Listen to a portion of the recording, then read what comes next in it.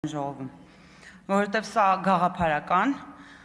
արժեքային բախում է, եւ որ ամենակարևորն է, սա տեսակի բախում է։ Հակոբ Մովսեսի գոյությունը արդեն իսկ հարգելի դաշնակցություն, ձեզ համար անհաղթահարելի մարտահրավեր է։ Որևէ բան այնքան ձեզ չի սարսափեցնում, որքան ազատ միտքը։ Ազատ միտք, որը չի ենթարկվել ձեր քարոզած վերացական հայրենասիրությանը։ Ձեզ սարսափեցնում է մարդ, ով պատասխան է տալիս իր այսօրվա համար, ով պատասխան է տալիս իր ճակերտավոր փոքր գործերի համար, որոնք աղյուս են ավելացնում պետության հիմքին։ Եվ մարդ, ով չի ենթարկվել գայթակղությամբ զբաղվել մեծ, բայց վերացական գործերով, որտեղ ինքը անելիք չունի եւ պատասխան տալու նույնպես ոչինչ չունի։ Իրականությունը ձեր թշնամին է, հարգելի գործընկերներ, եթե այն լավն է։ Ձեզ խնդիրներ են հարկավոր ձեր գոյությունը պահպանելու համար։ Ձեր առաքելությունը խնդիրների վերարտադրությունն է։ Երբ պարոն Հակոբյանը նույնիսկ գովաբանում է ձեր գաղափարախոսությունը եւ ձեր արժեքները, ասելով, որ ձեզ ընդամենը ադապտացիա է պետք, դուք նույնիսկ դա չեք մարսում, քանի որ դուք նույնիսկ ձեր հնչեցրած գաղափարախոսությունը եւ արժեքները պատանդարել եք, որպեսզի այն օգտագործեք ուղղակի իշահ ձեզ։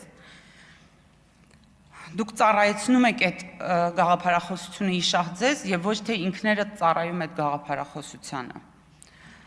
Եվ պետք է ասեմ, որ այս առումով դուք եւ Կտրիչ Ներսիսյանը շատ նույնական եք,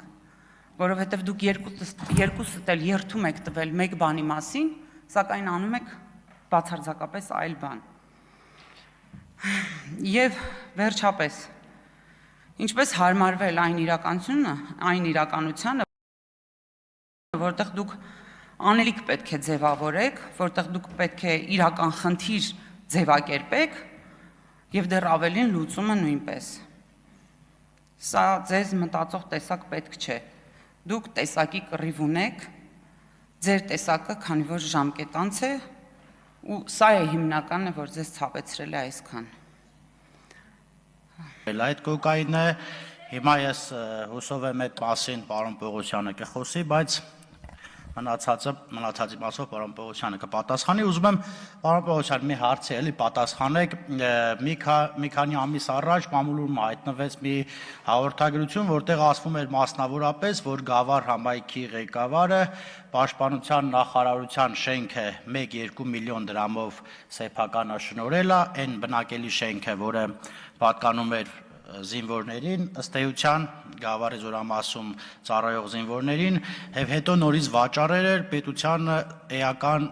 նյութական վնաս պատճառելով, եթե չեմ սխալվում, մոտ 27 միլիոն դրամի մասին էր խոսքը եւ դրանից ավել, այդ սիրելի դիմադիր գործընկերներ, այդ 2007 թվականին, եթե չեմ սխալվում, մենք իշխանության չենք եղել, Պաշտպանության նախարարության զինվորներին պատկանող բնակարանա սեփականաշնորհվել եւ ուզում եմ պարոն Պողոսյան ասեք նաեւ դրանով Պաշտպանության նախարարության ինչ պաշտոնյաներ են անցնում այդ քրգործով։ Շնորհակալություն։ Երկրորդ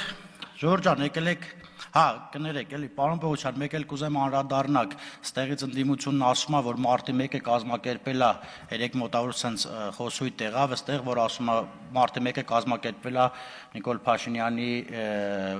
հորդորով, այդ սպանությունները եւ այլն կազմակերպել է Նիկոլ Փաշինյանը, կուզենամ այդ մասով էլ ասեք, ովքեր են քրգործով անցնում եւ ինչ նախկին եւ ներկա պաշտոնյաներ կան այդ գործում։ Ես կուզենամ մի հետաքրքիր բան ասել։ Քոչյան Ռոբերտի տղան այստեղից ընդունել է հալածյալի կերպար ու փորձում է հանրությանն ներկայանալ, որ իրեն հալածում են, ու ես չեմ շարունակում զարմանալ ընդդիմության ելույթներին, բայց այս ելույթին առավել եւ զարմացա, որտեվ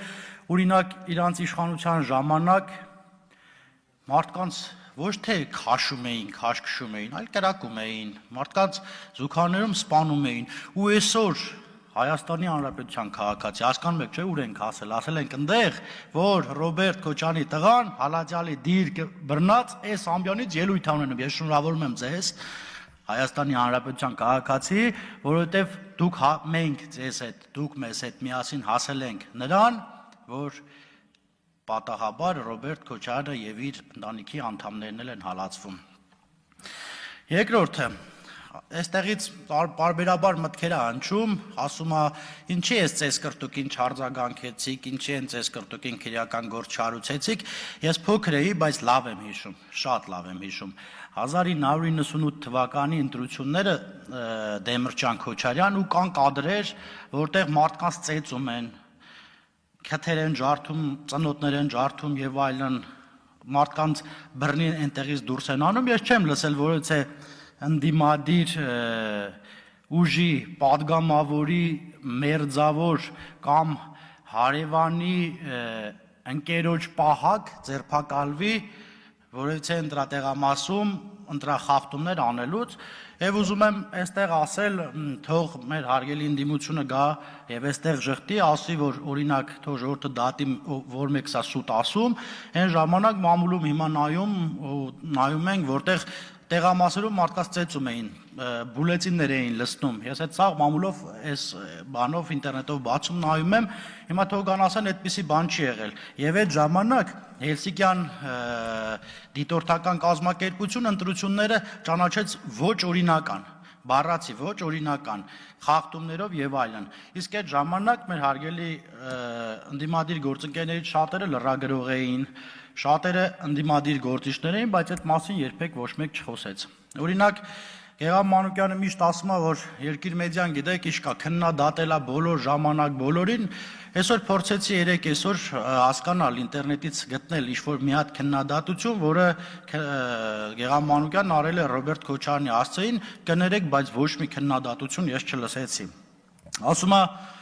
Քոչարյանի տղան ասում է դատա բժշկական փորձաքննությունը բան արել, ճիշտ չի ասել կամ ասելա գործ չի հարուցվել, լավ չեմ հիշում։ Օրինակ մի հատ մարդ կար ողորմած է հիմա ինքը մեր տարիքով ընկեր էր, ասում էր օրինակ Քոչարյանի ժամանակ, որ մարդին ավտոյի տակ էին գցում, գրում էին ինֆարկտ եթում էր։ Այսինքն որովհետեւ մեկը դրա հետևից չէր եթում, չգիտեմ, այս բանի հետ կապ ունի թե չէ, բայց ամեն դեպքում այդ մարդն էր ասում։ Ասում է պարոն Պողոսյան, ուզում եմ հասկանալ, այդ որ ասում են ոստիկաններին, քանի ոստիկանա ազատվել, քանի ոստիկանա դատվել, ուզում եմ հասկանալ, այդ որ ասում են անհնազանդության քարոզողներ, դրանք անհնազանդության քարոզողներին, թե անկարգության քարոզողներ էին, դրանց վրա քանի քրեական գործեր կա, այս բան եթե ունեք տվյալներ, ասեք, այս հանրահավաքներին քանի մարդի վրա քրեական գործ կա։ Օրինակ ես էլ որ հանրահավաք էի անում, ինձ էլ տանում էին ոստիկանական բաժանմունք, բայց դե այն ժամանակ մեր նման ժողովրդավար չէր, էլի տանում էին, ասում էին, այս գիտես ինչ կա, այս կամ վիսկառնես կամ սենց, դե մենք իհարկե չէինք անում այդ ամեն ինչը, բայց ամեն դեպքում մեզ էլ էին տանում ոստիկանական բաժանմունք, քրեական գործեր հարուցվում, քննվում էր, գալիս էին փաստաբաններ, հիմա ինչի մասնա խոսքը, ինչի են արգել ընդդիմություն, ինչի եք ասենց ծանր տանում այն, երբ մարդը անկարգություն արել, մեկին վնաս է պատճառել ոստիկանին ասում, քանի ոստիկան է ազատվել աշխատանքից, իսկ կներեք, ինձ կասեք, մարտի 1-ին քանի ոստիկան ազատվեց։